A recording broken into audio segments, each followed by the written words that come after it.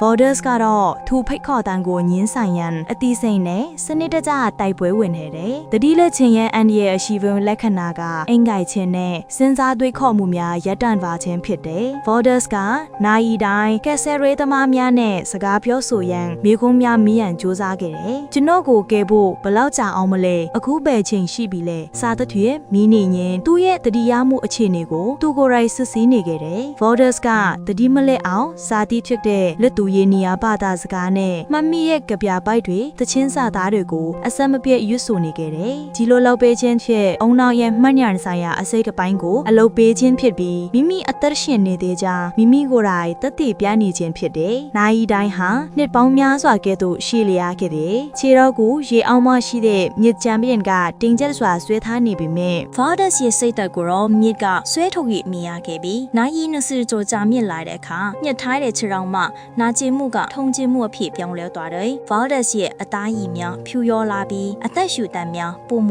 နှေးကွေလာခဲ့တယ်။ကဲဆယ်ကြီးအဖွဲ့ကမဖြစ်နိုင်တဲ့အကြက်တဲနဲ့ရင်ဆိုင်ခဲ့ရတယ်။ Valdez ကိုကဲဆယ်ရန်ကြောက်တုံးကိုဖဲမယ်ဆိုအချိန်အလွန်ကြာမှဖြစ်ပြီးအဲ့လိုစူးစမ်းပါကညက်နေတဲ့ခြေထောက်မှသွေးထွန်လွန်ပြီးချက်ချင်းသေဆုံးနိုင်ခြင်းရှိနေခဲ့တယ်။ဆရာဝန်ဒေါက်တာပီတာစတူဝါတီသူ့အသက်ကိုကဲရန်ထွက်တာတခုတည်းသောရွေးချယ်စရာကိုစဉ်းစားခဲ့ရတယ်။ Valdez အားညင်နာစရာကောင်းသောအမှန်တရားကိုပြောရပါတော့တယ်။မင်းရဲ့ခြေထောက်ကိုမဖြစ်ပဲဒီကနေထွက်သွားဖို့မဖြစ်နိုင်တော့ဘူး။မင်းခြေထောက်နဲ့အသက်ကိုရွေးရတော့မယ်။အာရင်ချီနေသော Valdez ကရဲရင်နဲ့ဆုံးဖြတ်ချက်ကိုခက်ခက်ခဲခဲချမှတ်လိုက်တယ်။လို့ပါကျွန်တော်အသက်ကိုကဲပါဒီစကားကသူ့အသက်အခမ်းအနားကိုမှတစိတစ်ပိုင်းကိုစွန့်လွတ်လိုက်ခြင်းဖြစ်ပေမယ့်အသက်ရှင်ရက်တီလို့စိတ်ကိုအမြင့်ဆုံးသောအောင်ကွဲခံတန်လေးဖြစ်ခဲ့တယ်။ဂျင်းအုပ်တွေမမီဟလူနီးပါအလင်းရောင်နဲ့ဒေါက်တာစတူဝါကခြေထောက်ခက်တာကိုအောင်မြင်စွာလှုပ်ဆောင်နိုင်ခဲ့တယ်။ခြေထောက်ကအဆုံးမှာတော့မြစ်ထဲမှာကျန်းရစ်ခဲ့ပြီးမြစ် Valdez ရဲ့ကိုခန္ဓာကလွတ်မြောက်သွားခဲ့တယ်။ Valdez ကိုမြေပြင်ပေါ်သို့ဆွဲတင်လိုက်တဲ့အခါနာကျင်မှုထက်ရှင်သန်ခြင်းလို့ဆိုနိုင်မဲ့အရာလေးနဲ့လွန်သောတပြင်းချတန်တီးတာလွှမ်းမိုးနေခဲ့တယ်။ Valdez အဖချန်တုံနေတဲ့ဒဏ်ရာတွေနဲ့ဒါပေမဲ့သူအသက်ရှင်ခဲ့တယ်။တဘာဝရဲ့ရက်ဆက်မှုကိုရင်ဆိုင်ခဲ့ရတဲ့လူသားတအုပ်ရဲ့အားထုတ်မှုအဆုံးထိတောင့်ခံနိုင်ခဲ့တဲ့စိတ်တက်ခွန်အားနဲ့အသက်ကိုကယ်တင်ရန်အတွက်စေဝါပညာရှင်များကအခက်ခဲသုံးဆုံးဖြတ်ချက်ချခဲ့ရတဲ့ဆွန့်လွတ်မှုကြီးကိုဖော်ပြလိုက်ပါတယ်။ဒီဗီဒီယိုလေးကတခုခုများရလိုက်တဲ့ဆိုကောက်မန့်မှာရေးပေးခဲ့ပါနော်။စီစဉ်လေးကိုဒီမှာပဲရပ်ခွင့်ပြုပါခင်ဗျာ